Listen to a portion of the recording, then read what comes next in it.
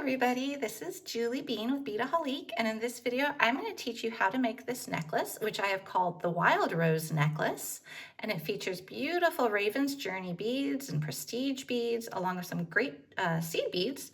And we're going to be using a double needle method, meaning we're going to use 2 needles at once, and then instead of using a clasp, we're going to tie some knots at the back and have a really pretty Raven's Journey focal bead at the back of your neck as well. So I love making this necklace. It was one of the most fun pieces I've made in a really long time. I just really enjoyed using 2 needles at once. So I'm going to teach you how to do that. For supplies for it, you're going to need your Raven's Journey beads as well as some prestige crystals. These are bicone beads, a 6mm in blue zircon and a 4mm in light turquoise. And then you need a variety of seed beads. I'm using some 11-0 Tohos in gold and turquoise. I'm using these pretty brown Miyuki Delicas in 11-0, and then I'm using an 8-0 pretty soft blue. So if you go over to beadaholique.com, there's a lot of different color choices for all of these. So there's different versions of these Raven's Journey beads in different colors, same with the prestige, the seed beads. I would say just pick out your favorite of the focal beads and then make everything else match. For stringing material, we're going to be using Wildfire, size 0.006. For tools, we're going to be using a pair of scissors and 2 needles. You can use size 10 or size 12. So what I've done is I have already pre-cut 48 inches of my thread, which is right here, and I've put a needle on each end, and I've made sure that the tails are the same size as well, because what we're going to be doing is we're going to be creating a center point for this. So let's go ahead and start stringing.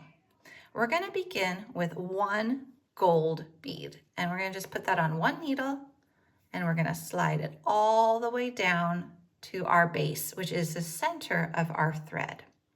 Next, we're going to take both of our needles together. I'm just holding them together, and I am going to put on my 4mm bicone.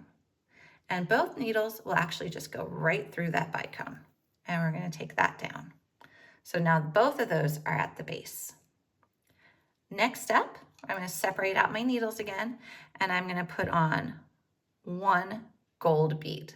Now this is a size 11-0 Toho, and I know that both needles will not go through it at the same time. So I'm just going to slide it down a little bit, and then once it's already on the one side of the thread, I'm going to go ahead and put my other needle through it as well. So let me do this and show you what you have. So you've got the gold bead, you've got the turquoise bead, and then you have the other gold bead. Okay. Next up, we're combining both of our needles again, and we are going to put on one of these larger 8-0 beads, and we can go through it at the same time as well. And then we're going to go through our bicone, and we're going to go through our Raven's Journey. So all of these beads have holes that are big enough to go through with both needles. If for some reason you're using a needles combo that is not going through both, just do what I did with the gold bead, where it went through one at a time. So now we want another gold bead. So we're going to do 1 gold bead on 1 needle. Again, slide it down and go through it with your other needle as well. And this is basically your focal dangle. So now we're going to separate out our needles. And this is where I really enjoyed the whole process of doing this necklace. So I've got both needles, 1 in each hand. I'm going to pick up 1 brown bead on each needle. And then I'm going to pick up a turquoise on each needle. And I'm going to pick up a gold and a soft blue. I always call these purple. They look a little purpley to me. 2 golds. And then we're going to do another turquoise, another brown, and then let's go ahead and do another soft blue, and let's do 1 more gold and 1 more brown. Okay, so let's see what we have here. So by doing the 2 needles at the same time, we've been able to bead both sides and make it identical. So we're not having to go back and have to look at what we did and recreate it.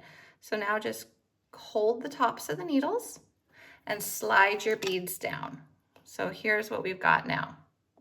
Now what we want to do is we want to have another Raven's Journey bead as another part of our focal.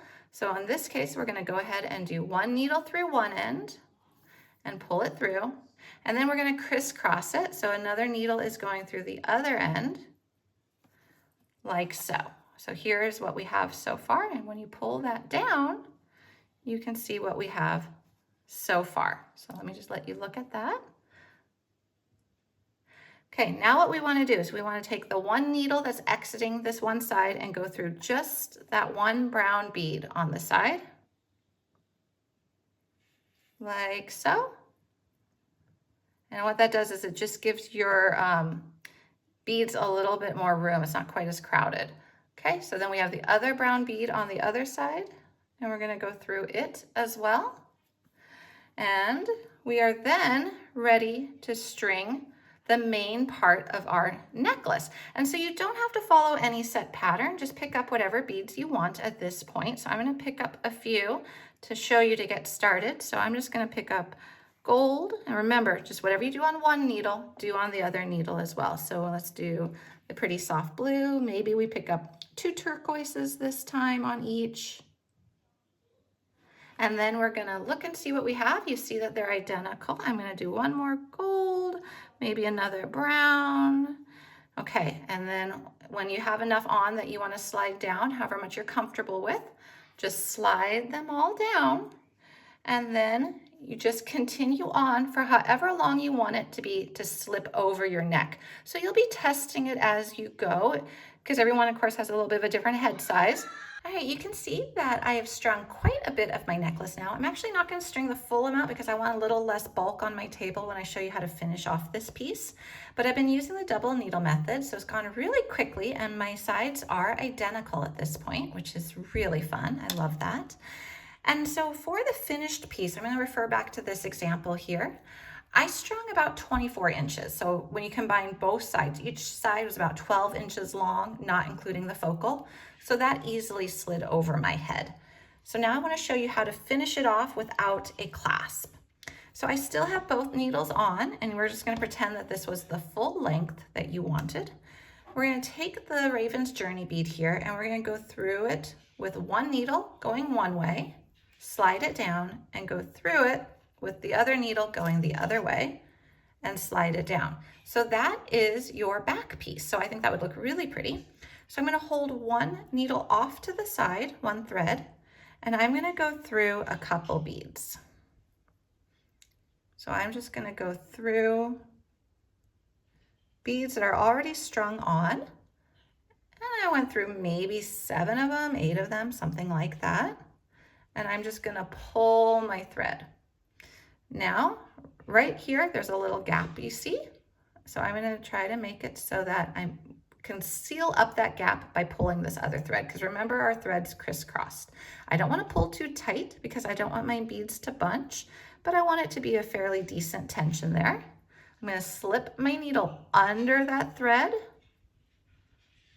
Try to hold it in place. This is the only tricky part of this necklace.